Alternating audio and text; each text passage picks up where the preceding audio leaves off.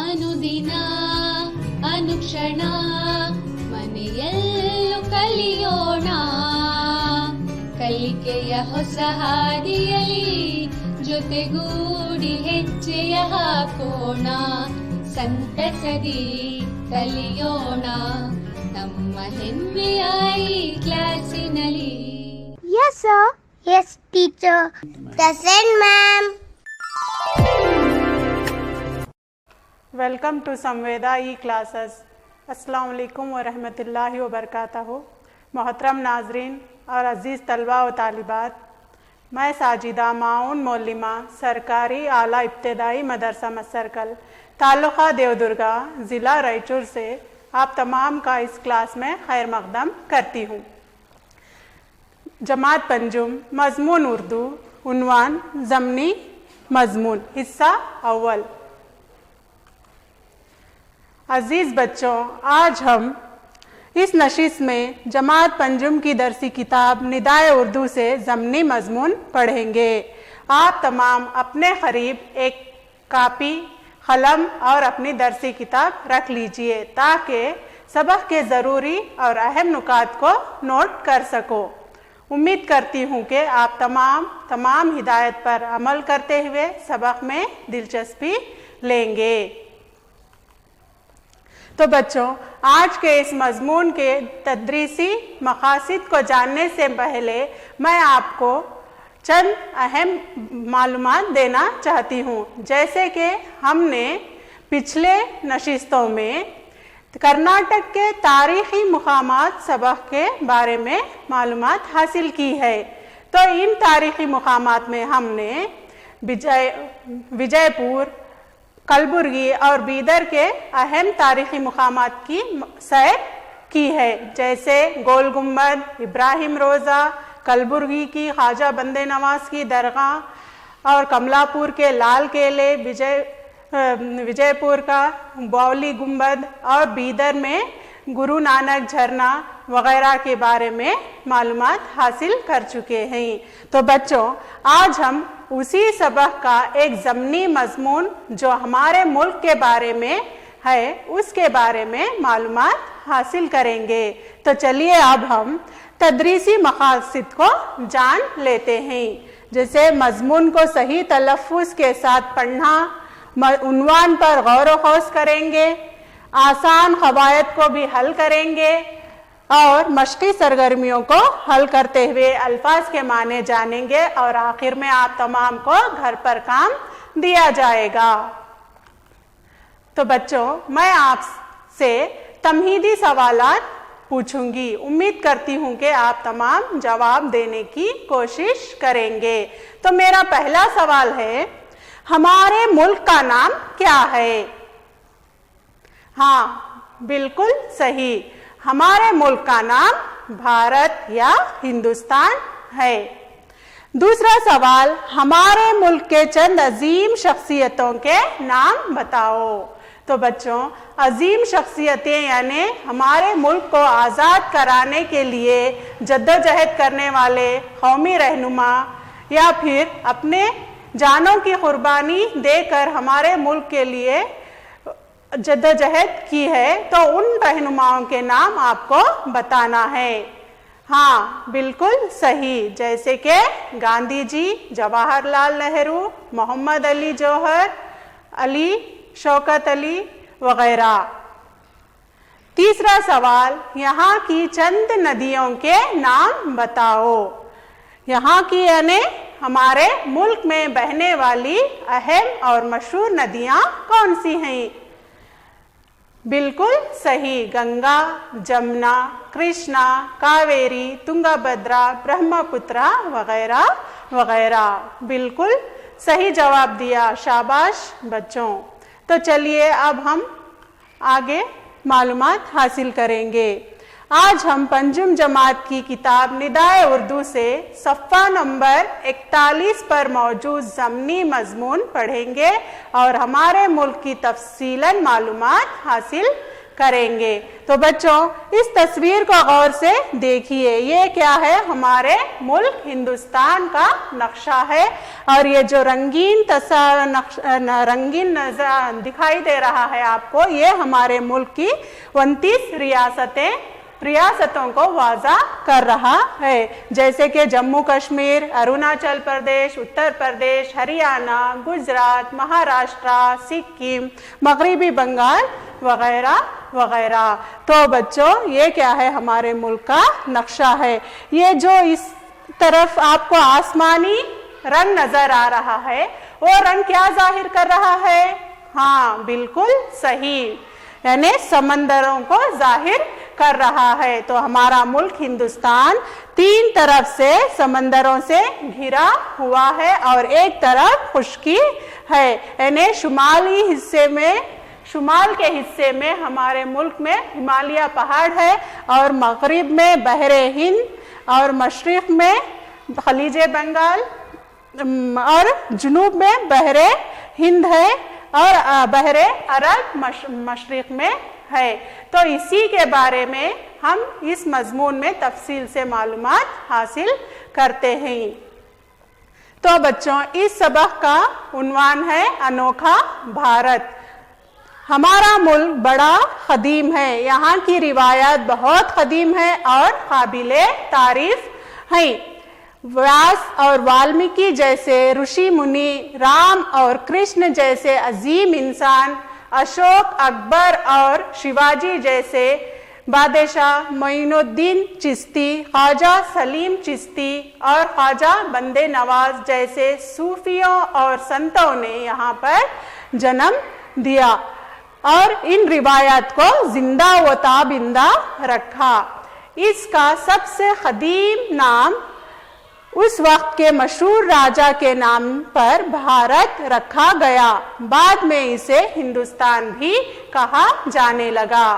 तो बच्चों हमारा मुल्क बड़ा ही कदीम है और यहाँ की रिवायत भी बहुत ही कदीम है। यहाँ पर चंद ऋषि मुनियों का जिक्र किया गया है, जैसे कि व्यास यानी कि कुमारा व्यास इनका पूरा नाम था, और वाल्मीकि और जैसे ऋषि मुनि और राम और कृष्ण जैसे भाई, उनकी मिसाल हमारे मुल्क में दी जाती है। अशोक, अकबर और शिवाजी जैसे मशहूर बादशाह भी यहाँ पर गुजरे हैं और अपनी हुकूमत कर चुके हैं। इसके अलावा मोइनुद्दीन चिश्ती, ख्वाजा सलीम चिश्ती और ख्वाजा बंदे नवाज जैसे सूफियों ने भी हमारे मुल्क में जन्म लिया है। तो इनकी रिवायतों और तौर तरीकों ने हमारे मुल्क को बहुत ही मशहूर किया है। तो हमारे मुल्क का नाम भारत क्यों रखा गया? यहाँ पर भरत नामी राजा की हुकूमत थी, जिसकी वजह से इसको भारत कहा गया। तो बच्चों आप इस तस्वीर को देख सकते हैं, ये राजा अशोका की तस्वीर है। ये इन्होंने सारानाथ के सुतून में 4 शेरों वाला एक कौमी निशान बनाया है, जिसको 4 शेरों वाली जो तस्वीर बनाई है उसको हमारे मुल्क हिंदुस्तान ने कौमी निशानी के तौर पर तस्लीम कर लिया है। और उसी के साथ साथ सारानाथ के सुतून में अशोक चक्र भी मौजूद है, उसको हमारे मुल्क के कौमी तिरंगे में हम देख सकते हैं। 24 लकीरों वाला चक्कर, जिसको हम अशोक चक्र के नाम से भी जानते हैं। तो ये अशोक की ही खिदमत हैं। और उसके बाद ये अकबर की तस्वीर है। ये शहंशाह मुगलिया दौर के मशहूर हुक्मरान गुजरे हैं। इन्होंने दीन इलाही जैसे एक मुक़द्दस मजहब की बुनियाद डाली और साथ ही साथ इनकी हुकूमत में तमाम मज़ाहिब का एहतराम किया जाता था। बच्चों इन तस्वीर पर गौर कीजिए। ये है कुमारा व्यासा और ये वाल्मीकि और ये ख्वाजा बंदे नवाज गेसु दराज की दरगाह है, जो कि गुलबर्गा में मौजूद है। वाल्मीकि रामायण लिखने के लिए मशहूर हैं और महाभारत के लिए कुमारा व्यासा मशहूर है। इन्होंने हिंदू धर्म की 2 मुक़द्दस किताबें जैसे रामायण और महाभारत लिखी हैं। तो इसके लिए ये दुनिया भर में मशहूर हैं। तो चलिए अब हम आगे की सबक पढ़ लेते हैं। हमारा मुल्क बहुत अजीमुल शान है। इसके शुमाल में हिमालय पहाड़, जुनूब में बहरे हिंद मौजूद है और मगरिब में बहरे अरब ठाटे मार रहा है। गंगा, जमुना, ब्रह्मपुत्रा, गोदावरी, नर्मदा, तुंगभद्रा, कृष्णा, कावेरी वगैरह नदियां इस मुल्क को हरा भरा रखे हुए हैं। हमने कई नदियों पर बड़े बड़े बांध बनाए हैं, जिससे खेतों की सिंचाई के अलावा बिजली यानी बरक़ी की ज़रूरियात को भी पूरा किया जा रहा है या फिर पूरी हो रही है। तो बच्चों, अब मैं इसका तबसरा आपको बताती हूँ। तो इस तस्वीर को देखिए, ये क्या है? हमारे मुल्क के जो शुमाली हिस्से में हिमालय पहाड़ है, इसका तस्करा यहाँ पर किया गया है, वही हिमालय पहाड़ की तस्वीर है। तो ये आपको कैसा नजर आ रहा है? हाँ, सफेद नजर आ रहा है, यानी ये पहाड़ बर्फ से ढका हुआ है और ये दुनिया का सबसे ऊंचा पहाड़ माना जाता है। इसकी ऊंचाई 8,848 फीट है और यहाँ पर इस नदी की तस्वीर आपको नजर आ रही है, ये गंगा नदी की तस्वीर है। और इसके बाद खेत हल चलाते हुए किसान को आप देख रहे हैं और ये क्या है? बरक़ी कुव्वत का एक बिजली घर है, यानी पानी से बिजली तैयार की जाती है। तो उसका ये मरकज है जो जिला शिमोगा में है, जोग आबशार में क्या है? पानी से बिजली तैयार की जाती है। तो इस तरह से हमारे मुल्क में कई नदियां बहती हैं, जैसे कि गंगा, जमुना, कृष्णा, कावेरी, तुंगभद्रा वगैरह। तो इन नदियों के किनारे बड़े बड़े बांध तामीर किए गए हैं, जिससे पानी जखीरा करके वक्त ज़रूरत खेतों को फराहम किया जाता है। दिल्ली भारत की राजधानी है। ये बड़ा कदीम शहर है। ये कई बादशाहों का पाया तख्त रह चुका है। यहाँ से बहुत करीब आगरा शहर है, जहाँ दुनिया की मशहूर इमारत ताजमहल है, जिसको देखने के लिए लोग दूर दूर से आते हैं। दिल्ली के अलावा कोलकाता, मुंबई, चेन्नई, अहमदाबाद, कानपुर, हैदराबाद, बेंगलुरु वगैरह भारत के बड़े शहर हैं। हमारे मुल्क के ज़्यादातर लोग गांव में रहते हैं। तो बच्चों, इसका मतलब ये है कि हमारे मुल्क हिंदुस्तान की राजधानी दिल्ली है, जिसे हम इंग्लिश में कैपिटल सिटी भी कहते हैं। तो यहाँ पर बहुत ही बड़े बड़े बादशाहों ने हुकूमत की है और इस दिल्ली को अपना सदर मुकाम भी बना लिया था। और इसके करीब आगरा शहर है और ये शहर ताजमहल के लिए बहुत ही मशहूर है। ये दुनिया के 7 अजायबात में से एक अजूबा माना जाता है। तो इसके सामने जो आपको ये नदी नजर आ रही है, ये यमुना नदी है। इस इमारत का अक्स आपको साफ साफ इस नदी में नजर आ रहा है। ये इमारत शाहजहां ने बनवाई थी। और ये बड़े शहर जो आपको नजर आ रहे हैं, जैसे मुंबई, कलकत्ता, अहमदाबाद, बेंगलुरु वगैरह में दिखाई देते हैं। और ये दिल्ली का बुलंद दरवाजा भी है, जिसे हम इंग्लिश में गेट ऑफ इंडिया के नाम से भी जानते हैं। तो इस तरह से हमारे मुल्क में के बहुत सारे लोग गांव में बसते हैं। तो इसीलिए हमारे कौमी रहनुमा गांधी जी ने भी कहा है कि हमारा मुल्क तब तक तरक्की नहीं कर सकता जब तक के गांव के लोगों की तरक्की नहीं हो सकती। तो किसान भी हमारे मुल्क की रीढ़ की हड्डी की तरह हैं। तो इसलिए किसान अक्सर किसान गांव में देखे जाते हैं। तो गांव हमेशा अगर तरक्की करेगा तो ही क्या है, हमारा मुल्क तरक्की करता हुआ आगे बढ़ेगा। तो बच्चों, ये था हमारा मजमून।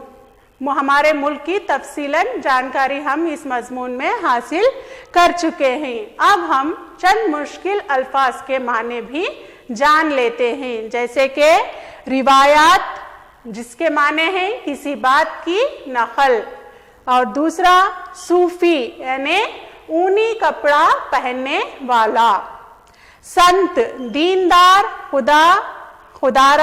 खुदा रसीदा बुजुर्ग, संत यानी के दीनदार खुदा रसीदा बुजुर्ग, राजधानी जिसके माने हैं सदर मुकाम, और राजा यानी बादशाह, ऋषि मुनि यानी साधु दरवेश, बांध यानी पुल जो के नदियों पर बांधा जाता है, सिंचाई यानी खेत में पानी देना, बड़े बड़े बांध के जरिए खेतों की सिंचाई का काम होता है। तो ये थे इस सबक के अल्फाज मानी। तो बच्चों, आप इस तस्वीर को गौर से देखिए, ये चंद मश्की सरगर्मियों के लिए आपको दिखाई जा रही है। जेल के हुरूफ को अल्फाज में तब्दील करो। तो यहाँ पर आओ हम सब सीखे हुरूफ से अल्फाज बनाना।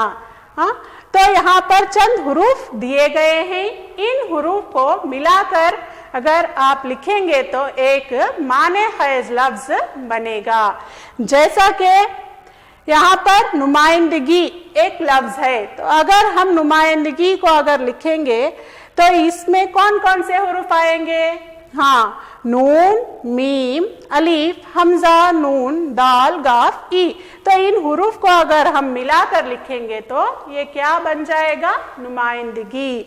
इसी तरह से यहाँ पर किलकारिया, पद्म भूषण, नावल निगार, मोहम्मद आदिल जैसे लफ्ज दिए गए हैं। तो इन हुरूफ को इस्तेमाल करते हुए ये माने खैज लफ्ज यहाँ पर लिखे गए हैं। तो ठीक उसी तरह से आप भी अपनी कापियों में इस मश्की काम को नोट कर लीजिए और दिए गए हुरूफ से माने खैज अल्फाज जो इस मजमून से ताल्लुक़ रखते हैं, अहम शख्सियतों के नाम यहाँ पर आएंगे। तो आप इन अजीम शख्सियतों के नामों को जो अब मजमून में पढ़ चुके हैं उसको ध्यान में रखते हुए क्या है, इन हुरूफ से लफ्ज लिखिए। जैसे कि वाव, ये, अलीफ, सीन, ये क्या हो गया?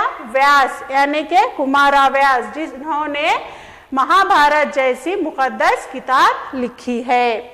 तो ठीक उसी तरह से वाव, अलीफ, लाम, मीम, ई, काफ, ई, अगर इसको आप यहाँ पर मिलाकर लिखेंगे तो एक और ऋषि मुनि का यहाँ पर नाम आएगा, जैसा कि मैं आपको पहले ही इस नशिस्त में बता चुकी हूँ। उसी तरह से रे, अलीफ, मीम, काफ, रे, शीन, नून, ये क्या हो जाएगा? राम और कृष्ण। हाँ, बिल्कुल सही। अलीफ, शीन, वाव, काफ क्या होगा? अशोक। Very good. अब एक अलीफ, काफ, बे, रे, अगर इसको मिलाएंगे तो ये क्या हो जाएगा? अकबर। हाँ, शाबाश।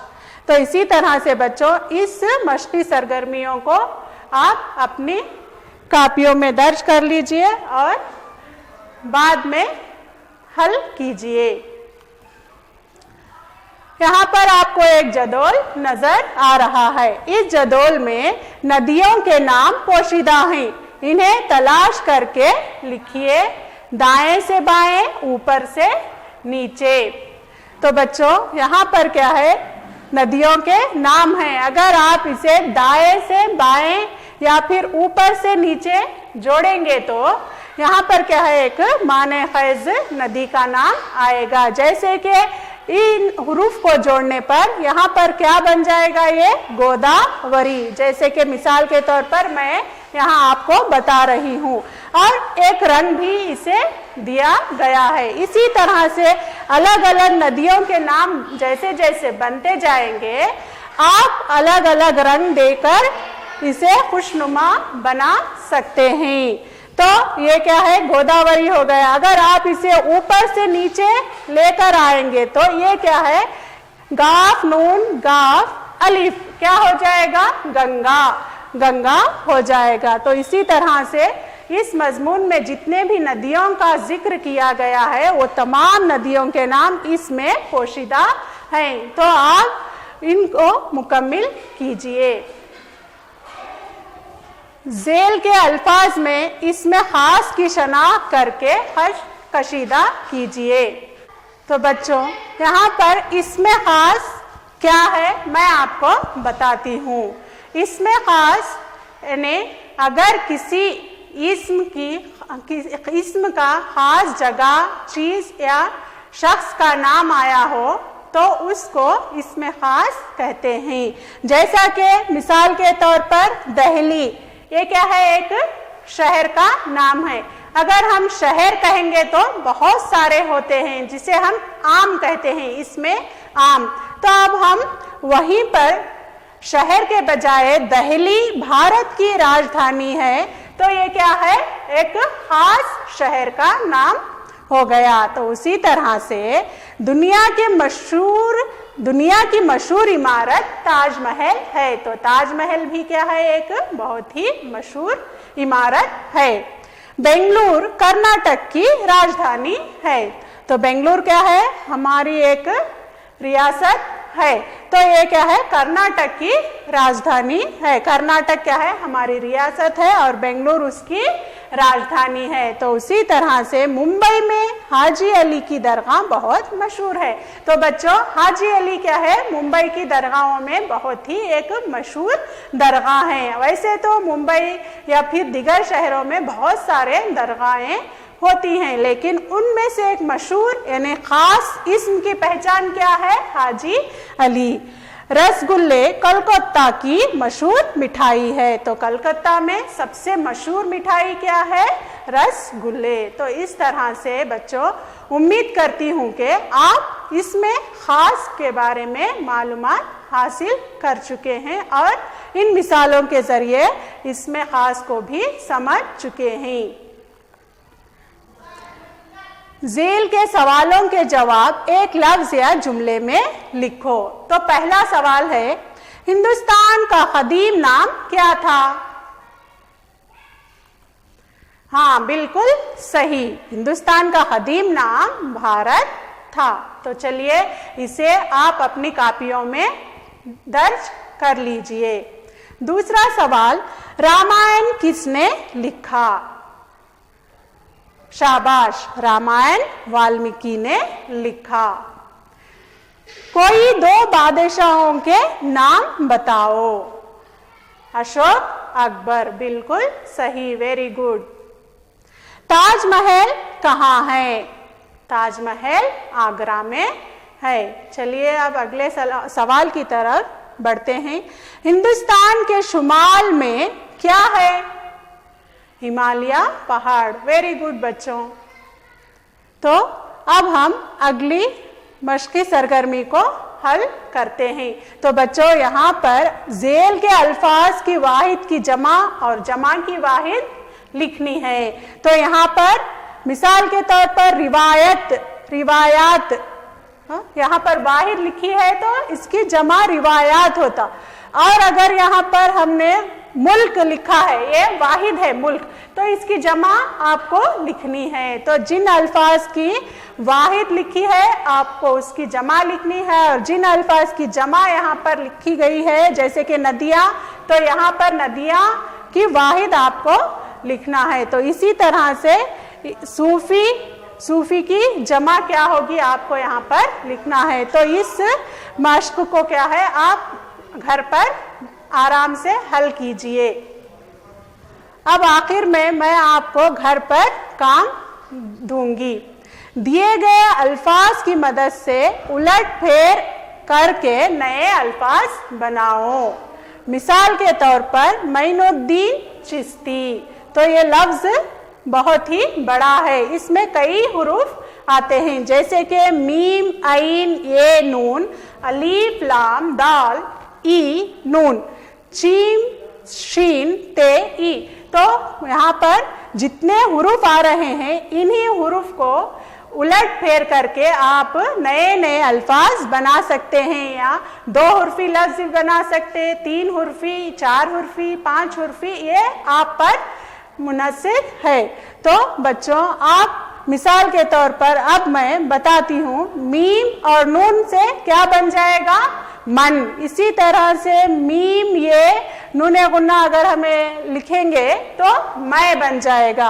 और दिन, दाल, नून, दिन, दाल, ये, नून, दीन, निदा, शाल, इनाम, शाम, दिल, आम, दाम, नाम, अयाम, वगैरह वगैरह। तो देखिए, एक लफ्ज से कितने सारे नए अल्फाज यहाँ पर बनाए गए हैं। तो इसी तरह से आपको भी इन दिए गए अल्फाज की मदद से क्या है, नए नए अल्फाज आप बना सकते हैं, जैसे कि ख्वाजा सलीम चिश्ती, ख्वाजा बंदे नवाज, जिंदा वो ताबिंदा और राजधानी।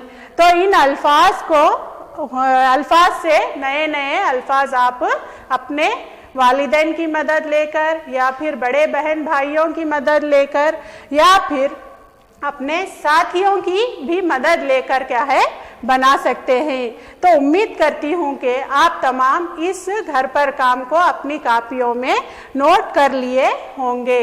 तो बच्चों, आज की हमारी नशिस्त का इख्तिताम यहीं पर होता है। अगली क्लास में हम फिर मिलेंगे इंशाअल्लाह। अनुदिन